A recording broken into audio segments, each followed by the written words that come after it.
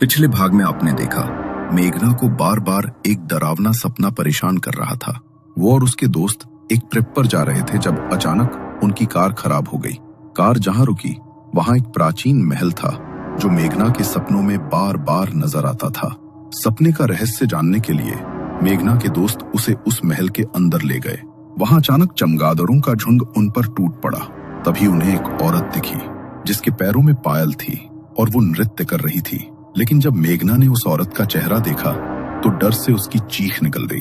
सभी डरकर वहां से भागे और घर पहुंचे। लेकिन उस रात वो रहस्यमयी औरत मेघना के घर आई और उसने मेघना के शरीर पर कब्जा कर लिया। रात के लगभग 3 बजे होंगे। मेघना की माँ अपने बिस्तर पर सो रही थी। तभी उसे बड़ी तेज ठक ठक की आवाज सुनाई दी। उसने इधर उधर देखा मगर अंधेरे में उसे कुछ भी दिखाई नहीं दिया। गोमती के मन में घबराहट होने लगी। उसने घबराते हुए मेघना को आवाज लगाई, मेघना, मेघना, ये कैसी आवाज है बेटा? क्या हो रहा है यहाँ पर? मेघना। कमरे में आने वाली वो ठक ठक की आवाज उसी वक्त बिल्कुल शांत हो गई। गोमती को अंधेरे कमरे में किसी के कदमों की आहट महसूस हुई, जैसे कोई धीरे धीरे उसके पास आ रहा हो। गोमती घबरा उठी। तभी कमरे में एक रोशनी हुई। मेघना उसके सामने हाथ में मोमबत्ती लिए बढ़ रही थी। जैसे ही मोमबत्ती की रोशनी मेघना के चेहरे पर पड़ी, गोमती की रूह कांप उठी। मेघना का पूरा माथा खून से भरा था और वो किसी डायन की तरह हंस रही थी। उसने अपने मुंह पर उंगली रखी और हंसते हुए माँ को चुप रहने का इशारा किया। मेघना, ये क्या हुआ तुम्हें बेटा? और ये चोट कैसे लग गई? आजा बेटा, तेरे माथे पर पट्टी बांध देती हूँ। गोमती ने दुपट्टा लिया और मेघना के माथे का खून साफ करने लगी। मगर मेघना ने अचानक उसके हाथ से दुपट्टा झटक कर दूर फेंक दिया और अपने हाथ पांव मरोड़ने लगी। गोमती उस नजारे को देख बुरी तरह डर गई। मेघना, होश में आ मेरी बच्ची। ये तो क्या कर रही है? मेघना ने गुस्से से भरी नजरों से अपनी माँ की ओर देखा। उसकी आंखों में आग सी जल रही थी। उसने अपने हाथ पैरों को अजीब तरह से मरोड़ा, जैसे कोई बेकाबू ताकत उसे खींच रही हो। धीरे धीरे वो अपने हाथ पैरों के बल उल्टी चलती हुई अपने बिस्तर तक पहुंची, मानो कोई अनजानी ताकत उसका साथ दे रही हो। दीवार की ओर मुंह करके वो बैठ गई और दबी रहस्यमयी आवाज में किसी से बात करने लगी। गोमती को यकीन हो गया था कि मेघना के साथ कुछ भयानक हुआ है। फिर भी उसने कुछ नहीं कहा। चुपचाप भगवान का नाम जपते हुए वो अपने बिस्तर पर लेट गई। उसका मन डर और प्रार्थना से भरा हुआ था। अगली सुबह जब गोमती की आंख खुली तो उसने देखा कि मेघना अभी भी अपने बिस्तर पर लेटी थी, बिल्कुल बेजान सी। मेघना बेटा, तेरी तबीयत तो ठीक है ना? और तेरे माथे की वो चोट? गोमती की पुकार से मेघना की नींद टूटी। उसने धीरे से आंखें खोली और अपनी माँ की ओर देखा। उसकी आंखों के नीचे गहरे काले गड्ढे बन गए थे और उसका चेहरा पूरी तरह सफेद पड़ चुका था, मानो किसी ने उसके शरीर का सारा खून चूस लिया हो। उसके माथे की चोट में कीड़े रेंग रहे थे, जो देखकर गोमती का दिल दहल गया।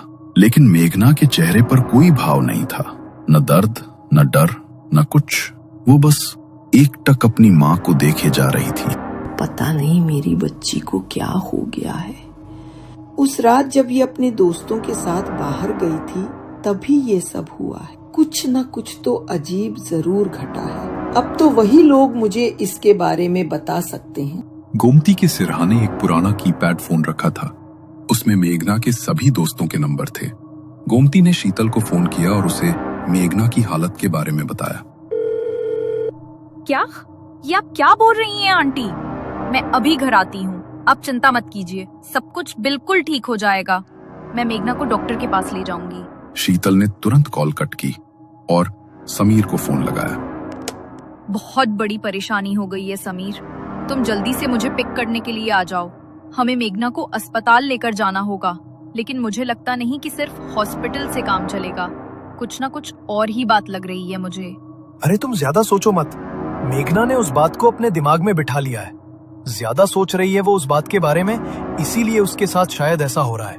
तुम चिंता मत करो, मैं अभी आता हूँ। समीर ने शीतल को उसके घर से लिया और दोनों मेघना के घर पहुंचे। जैसे ही उनकी नजर मेघना पर पड़ी, उनके चेहरे पर हैरानी और डर छा गया। मेघना की हालत देखकर उनका दिल बैठ गया। वो समझ ही नहीं पा रहे थे कि आखिर एक रात में उसकी ऐसी हालत कैसे हो सकती है। उसका चेहरा बेजान, आंखें खोखली और शरीर मानो सारी ताकत खो चुका हो। दोनों एक दूसरे की ओर देखकर चुप खड़े रहे। उनके मन में सवाल और डर का तूफान उठ रहा था। तुम दोनों सच सच बताओ बच्चों, उस रात क्या हुआ था जब तुम लोग बाहर घूमने गए थे?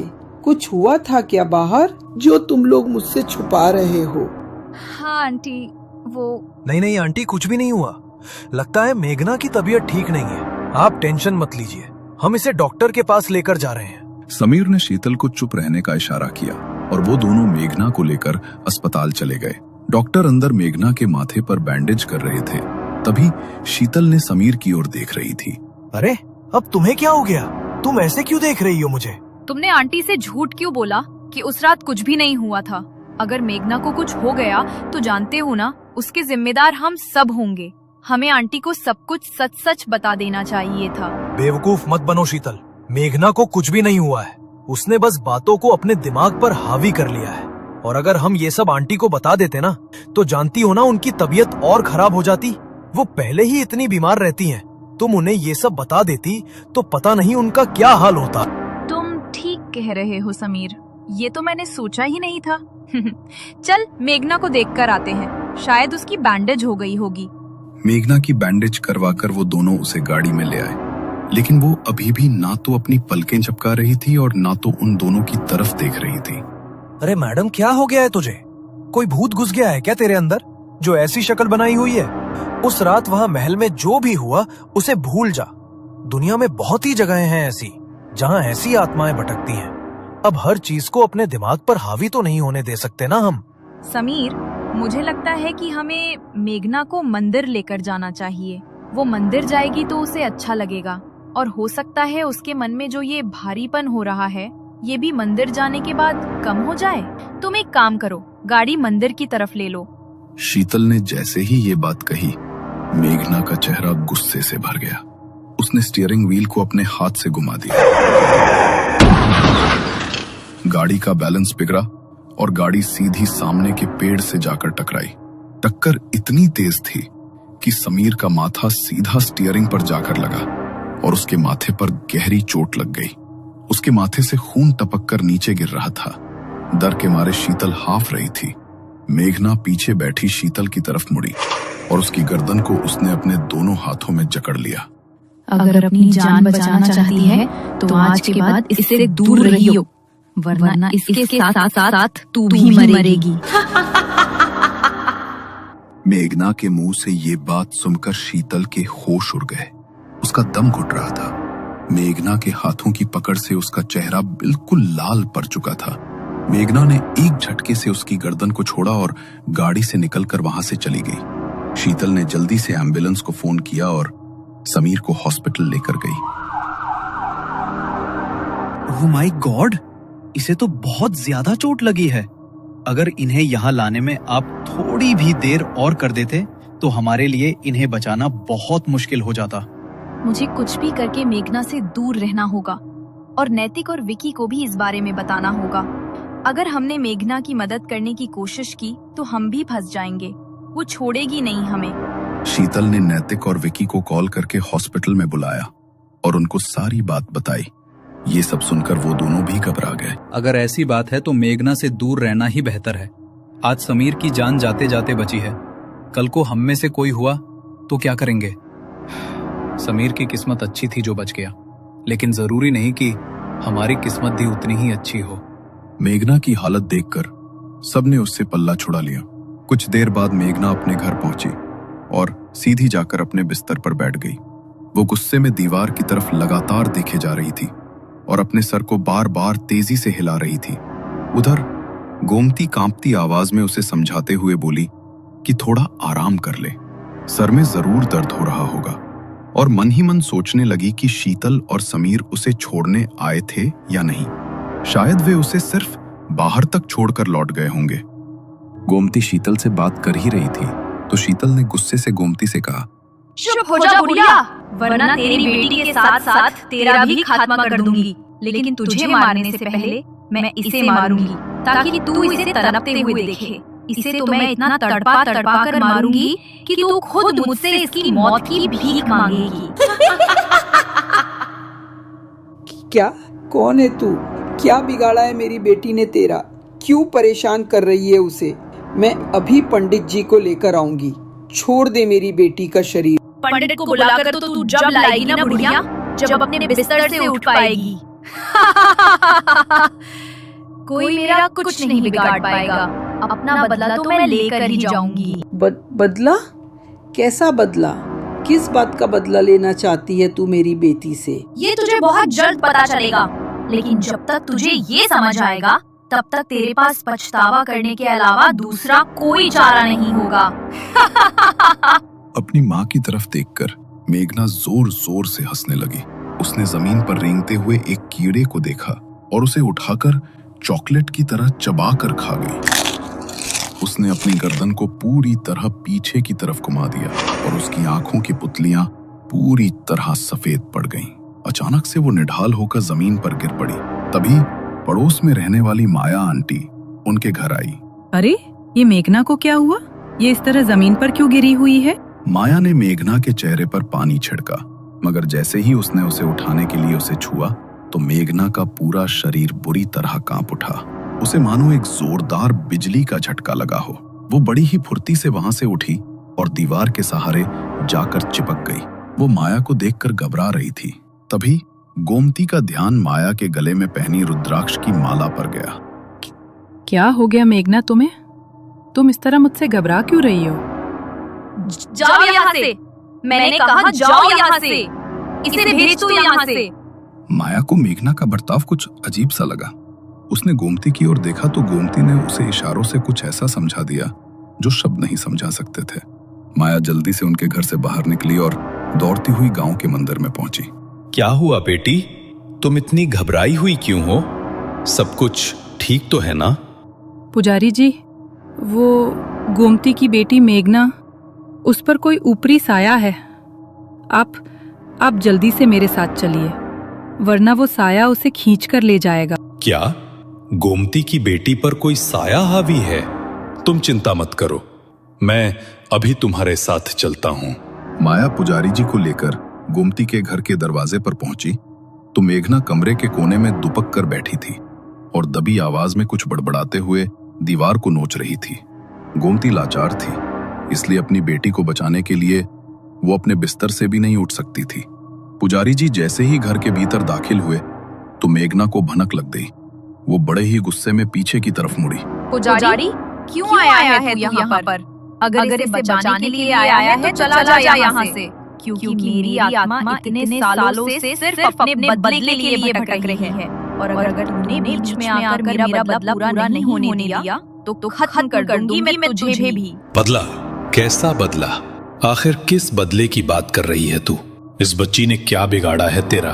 जरूरी नहीं है पुजारी कि इंसान हमेशा अपने ही कर्म का फल भोगे। कभी कभी उसे दूसरों के कर्मों का फल भी भोगना पड़ता है और इसे वो भोगना पड़ेगा, वो भी इसकी माँ की आंखों के सामने। क्या?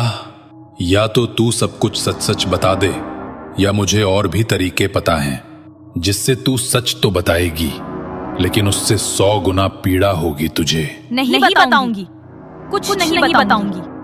तू जो कर सकता है कर ले। पुजारी जी ने अपने हाथ में पकड़े कमंडल से जल निकाला और मेघना के ऊपर छिड़क दिया। जल का स्पर्श पाते ही मेघना बुरी तरह चिल्ला उठी। तभी पुजारी जी ने अभिमंत्रित विभूति से मेघना के चारों तरफ एक घेरा बना दिया।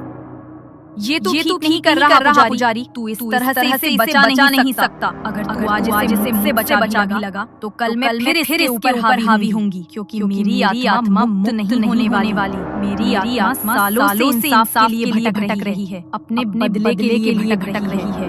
तू मुझे भटकाने की कोशिश मत कर। मैं तेरी इन बातों में आने वाला नहीं हूं। तुझे तो मैं मुक्त कराकर ही रहूंगा।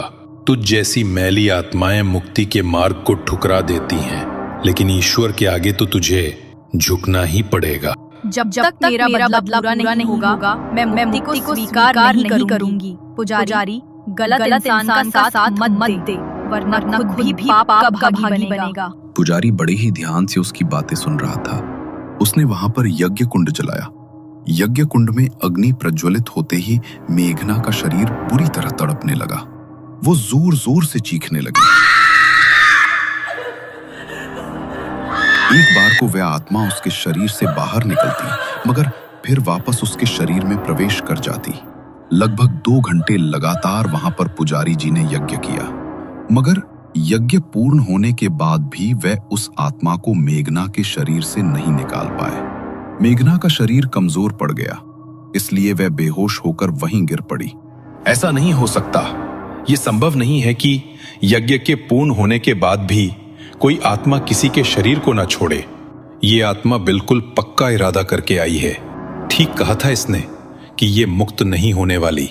ये जब तक अपना बदला पूरा नहीं कर लेगी, तब तक मुक्ति के मार्ग पर आगे नहीं बढ़ेगी। गोमती अपनी बेटी की हालत देखकर रो रही थी और पुजारी जी से कह रही थी, आखिर किस बात का बदला चाहिए इसे? मेरी बेटी ने क्या बिगाड़ा है इसका?